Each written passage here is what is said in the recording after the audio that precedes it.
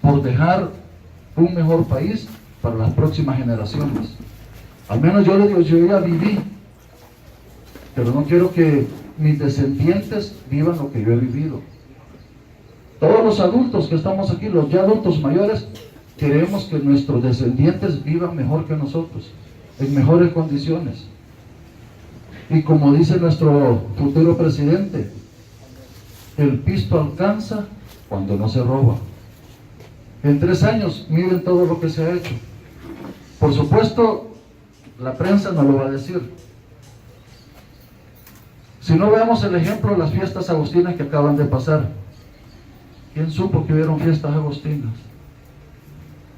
Todo muerto, sin ánimo, nada.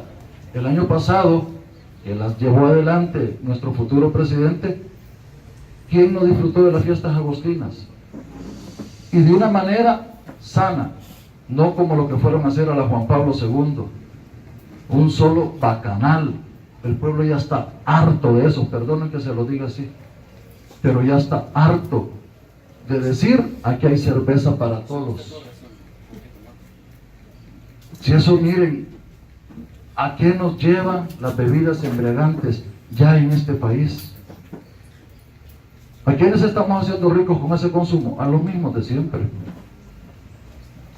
Pero la fiesta agostina que realizó Nayib, no hubieron bacanales. Por supuesto hay negocios donde se vende, esa es otra cosa, pero no promovidas por las autoridades.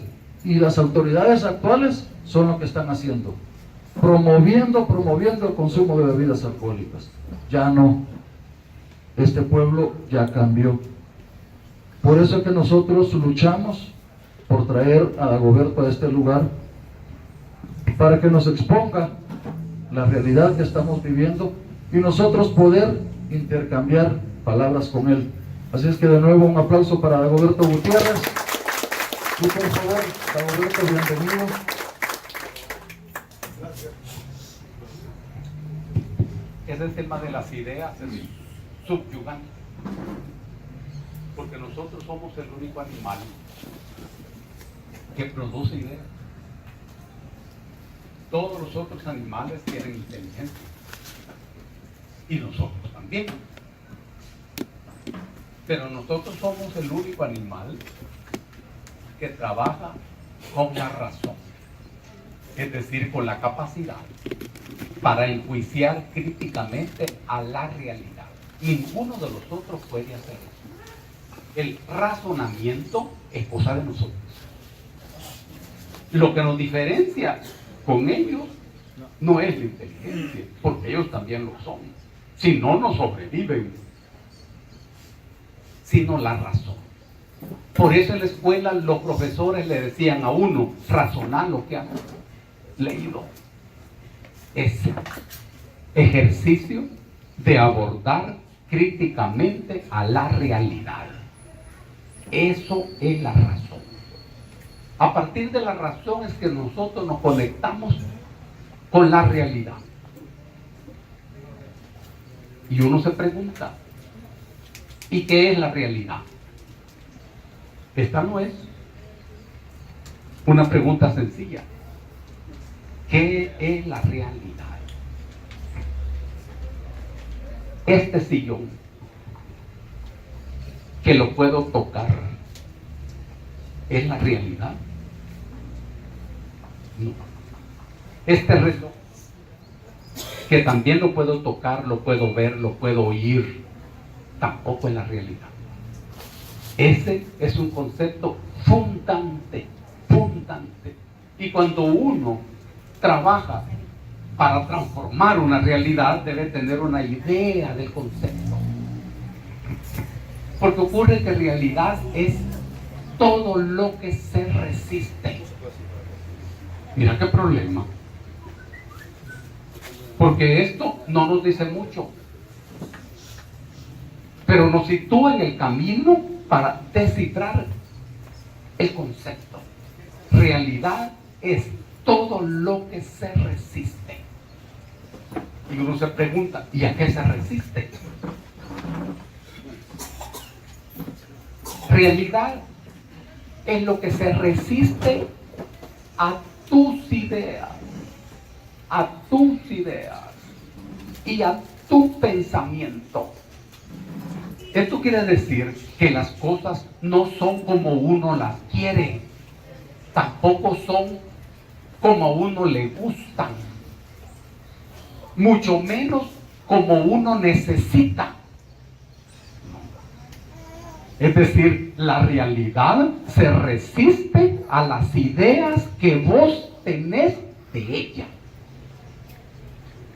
A eso llamamos realidad. Y esto no nos aclara también todo el concepto. Porque nosotros producimos ideas. Los especialistas dicen, nosotros trabajamos con tres cerebros. El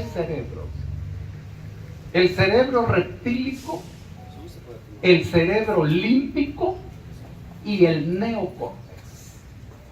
El cerebro reptílico es el que establece la relación de la persona con las cosas. La referencia a lo reptílico es la relación con el animal de donde venimos. Reptílico. Entre nosotros, ¿cuál es el sector que más se relaciona con las cosas? Son los banqueros. Los banqueros son los que más usan el cerebro reptílico. Y entre nosotros también hay algunas personas que se afanan especialmente por las cosas materiales, por el dinero, por la propiedad. Ellos desarrollan el cerebro reptílico. Pero hay otro cerebro, el límbico, cerebro límbico. Este organiza las emociones. El mundo de las emociones que nos mueven a todos nosotros. La alegría, el miedo, la ira, el odio, el amor. Todo eso que nos conecta con la realidad es organizado por el cerebro límbico. Aquí estamos conectados con el mundo de la caverna, con el ser humano primitivo a través del mundo límbico. Y luego viene el neocórtex. Este es encima de la estructura craneal, el neocórtex. Allí se producen las ideas. Es allí. Con ese pensamos, con ese razonamos, con ese elaboramos los juicios sobre la realidad. Una idea es una representación, una especie de representación. Cuando uno dice la palabra caballo, en el cerebro aparece un caballo. Parece simple. No, no lo es. No lo es. Y luego, vos podés imaginarte un caballo sin que estés viendo un caballo. No necesitas ver un caballo.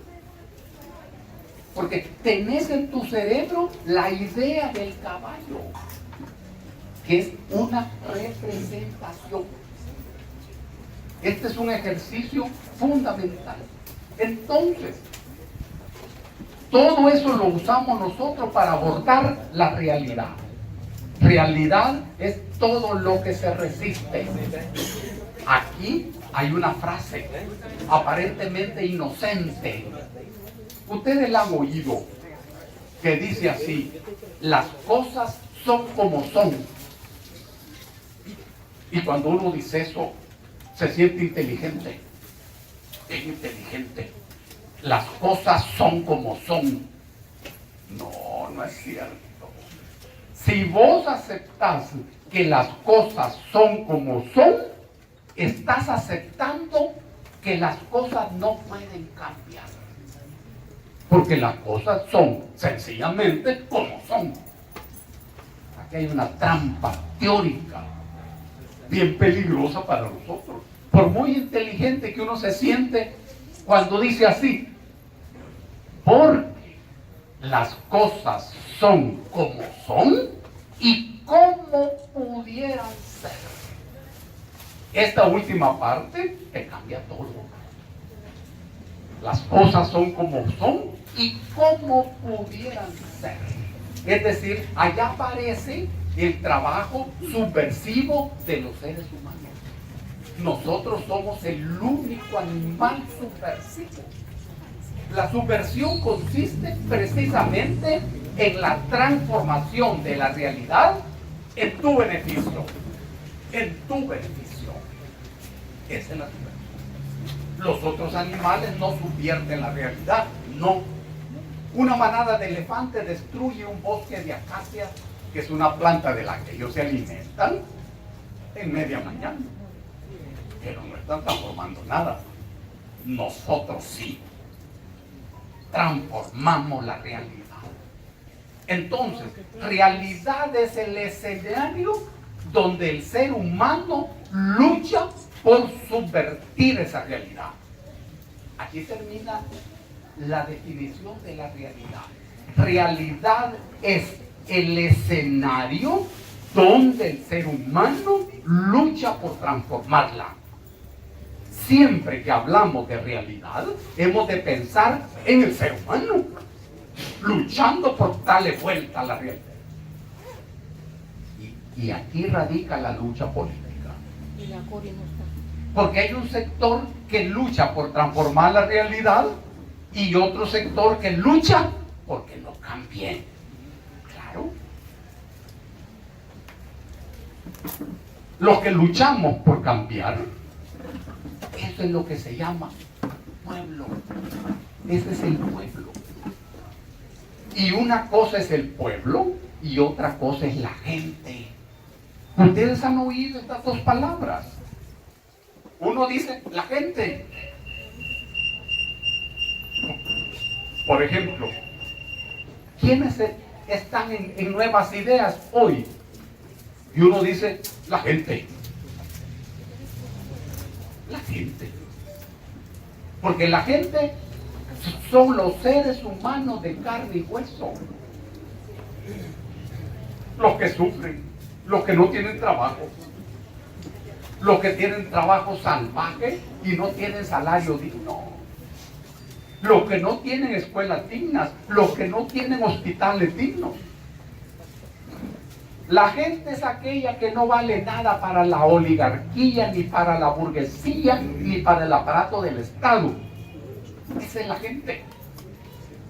Esto viene allá antiguo, de lo que se llamaba gens, en un pueblo que se llamaba Roma. 10 tribus constituían una gens. De ahí viene. Ahora, ¿y el pueblo? Eso ya es otra cosa. El pueblo es un concepto jurídico político. Y sobre eso hay muchas historias. Se dice que el pueblo es el soberano. Mira qué belleza. No te creas, es historia. No. El pueblo es el súbdito del Estado. Esta es otra cosa. Es otra cosa. El pueblo es el que vota. Ajá. ¿Y quién necesita que el pueblo vote? El Estado. Precisamente el Estado. Y cuando la gente vota, ¿está asegurando una determinada economía? No. ¿Una determinada salud? No. ¿Una educación? ¿Un trabajo digno? No. Pero el Estado hace una gran propaganda para sacarle el voto al pueblo debajo de la lengua. ¿Y por qué? ¿Por qué el Estado necesita que la gente vote? Porque necesita remozar los aparatos de ese Estado. Cada 3 años hay que cambiar asamblea. Y con el cambio de asamblea hay que cambiar un montón de cosas. ¿Y de qué depende eso? Del voto de la gente y del pueblo. ¿Qué ocurriría el día que la gente no vote? Se paraliza el aparato del Estado.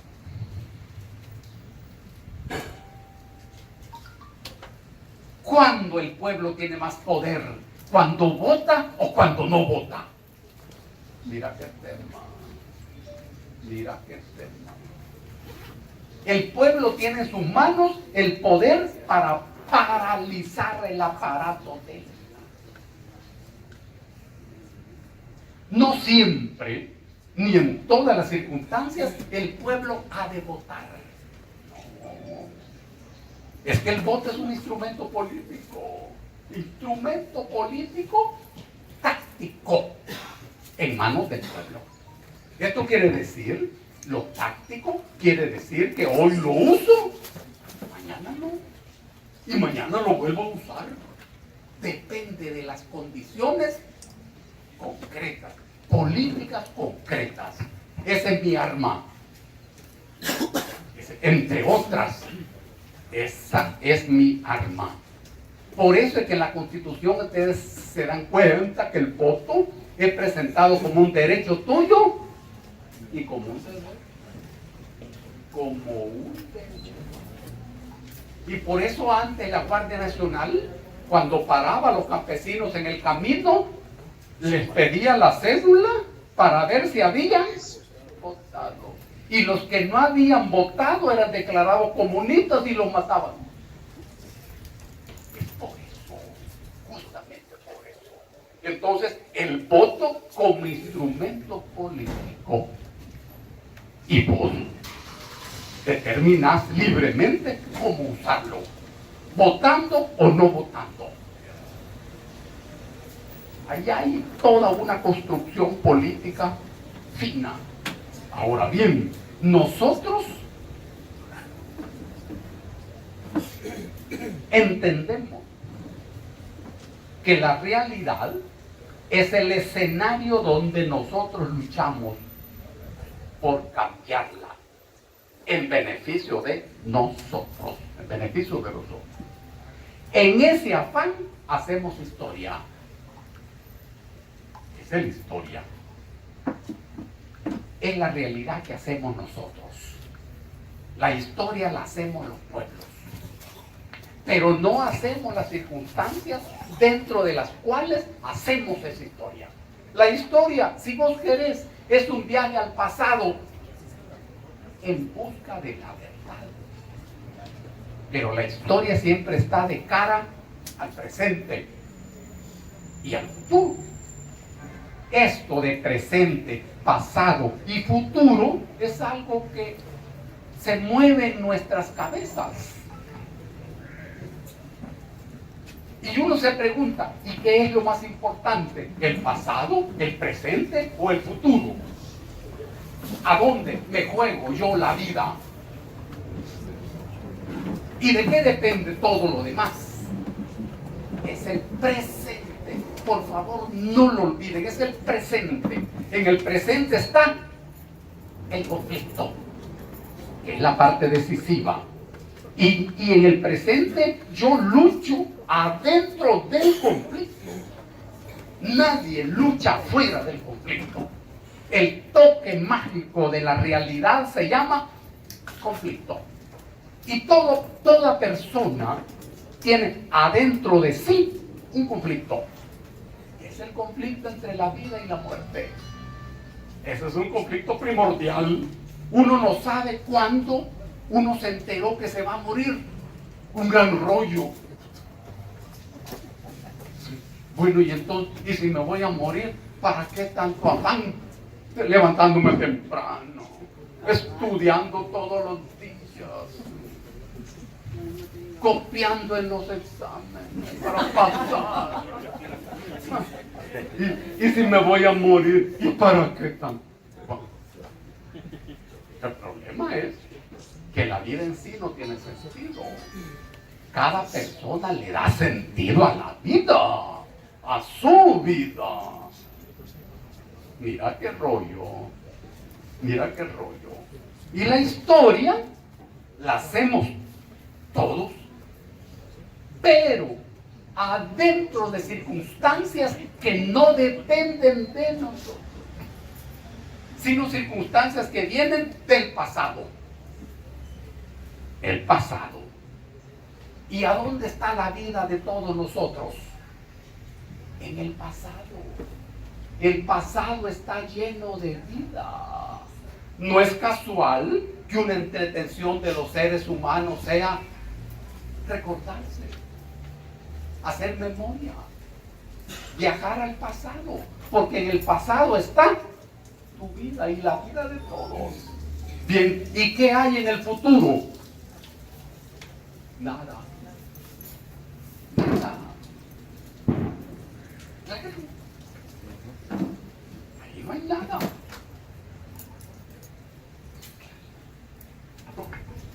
Porque eso lo vas pisando a cada segundo. Cada segundo. ¿Qué es lo que se va comiendo eso? El presente. Presente. Por eso, lo decisivo es el presente. Esto de pasado, presente y futuro es un movimiento intelectual que mueve el presente. Si lo moves para atrás es el pasado. Si lo moves para adelante es el futuro. Pero siempre se mueve el presente. Y dentro de circunstancias que no hemos construido nosotros. Por ejemplo, nosotros, la generación que organizó la guerra civil de 20 años, pequeña burguesía intelectual, eso éramos nosotros y eso somos nosotros. Cuando nos incorporamos a la lucha armada, éramos estudiantes universitarios, abogados. ¿Y en qué circunstancias dimos esta lucha? En las circunstancias construidas en el marco del levantamiento de 1930. Y cuando se dio el levantamiento de 1932, ¿habíamos nacido nosotros? No, hombre, no. Pero esto generó las circunstancias. Cuando nacimos, fuimos creciendo y hubo un día que nos enteramos que en ese año se había dado una gigantesca matanza de campesinos. Y no nos gustó. No nos gustó. Y ahí empezó la cosa. ¿En qué escenario luchamos? En el de 1930. Pequeña burguesía intelectual. ¿Contra qué nos levantamos nosotros? Contra la dictadura militar de derecha. El FPLN guerrillero fue una organización preponderantemente anticomunista, pero enfrentaba a la dictadura militar de derecha. ¿Luchábamos por el socialismo? No.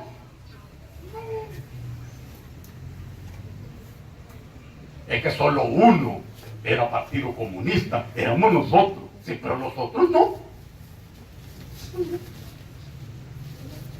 Nosotros luchaban contra los milicos y ya. Sí, pero nosotros luchábamos contra el capitalismo, que es otra cosa. Claro. Era una mirada larga y profunda, y que supone una lucha de larga distancia, una lucha de corredores de larga distancia. Esa lucha va bien, maravillosamente bien. Y está ayudando mucho el compañero Trump de los Estados Unidos. El compañero Trump está haciendo una labor meritoria. Le vamos a poner una medalla. Mira todo lo que está haciendo. Sí. Pero los otros compañeros no luchaban contra los milicos. ¿Y contra la oligarquía? No, tampoco. poco. Mira la naturaleza de la pelea. El escenario era ese. Cuando termina la guerra civil, entonces se negoció entre la oligarquía y parte de los mandos guerrilleros en secreto, callada la boca. ¿Vos has oído hablar de los acuerdos de paz? Sí, pero esto es un juego de pispicigaña. Y yo fui de los negociadores de eso. Dicho sea de paso, el pueblo no los conoce. Pero ha oído hablar de los acuerdos de paz, así como uno oye hablar de la Caperucita Roja, pero nunca ha visto a la Caperucita Roja.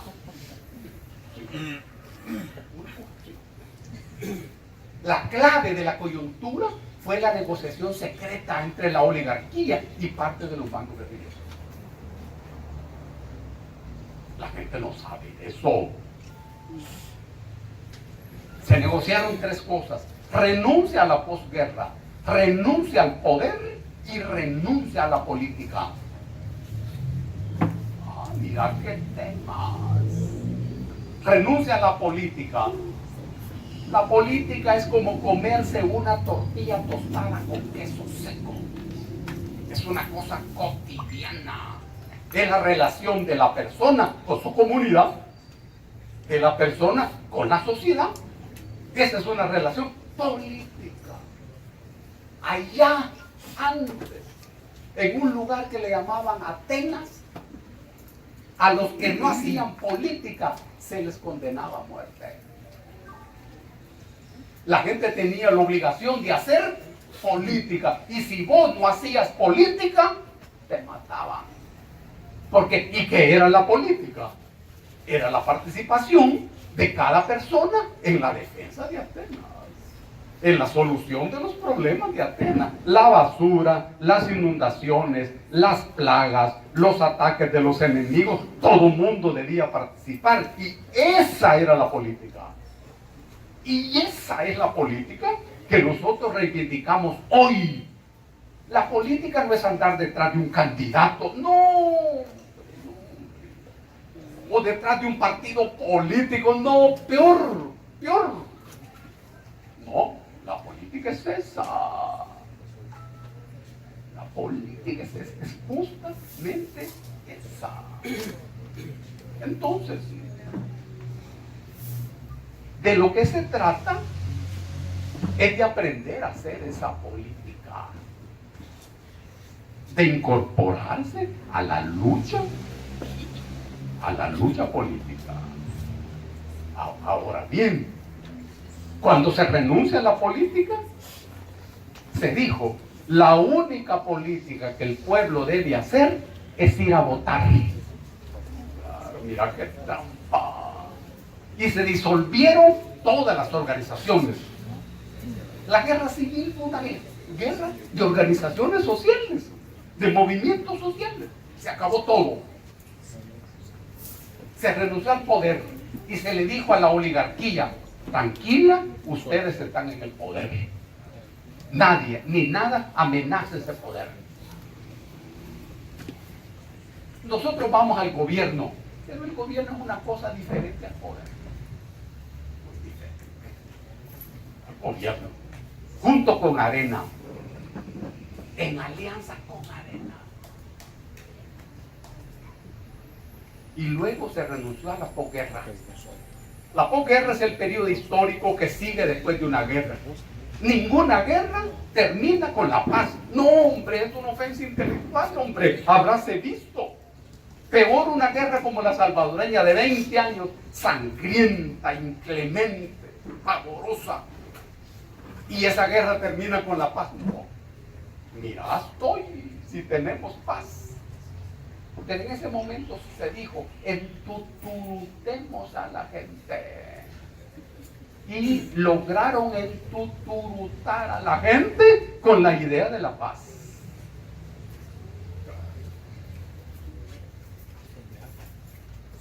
Se prohibió la palabra guerra. Y se dijo que cada quien se rasque con sus propias uñas. Por eso es que hoy, 30 años después, hay excombatientes en la calle pidiendo sus derechos. ¿Te imaginas? Pidiendo sus derechos. Esto sirvió para montar un modelo económico neoliberal brutal, total, absoluto. ¿Sabemos que lo que los gringos aplicaron en Irak después de invadirlo el plan se llamó Remember El Salvador? Y lo aplicó en Irak, el mismo tipo que lo aplicó aquí. Claro, como nuestro país es chiquito, es como una botellita y luego ahí puede controlar todo. Bueno, eso es lo que se está hundiendo hoy. 30 años después, se hunde. Se hunde. Y por primera vez en 30 años, la gente despierta. La gente reacciona. Eso es lo más maravilloso de esta cosa. Eso es lo más maravilloso.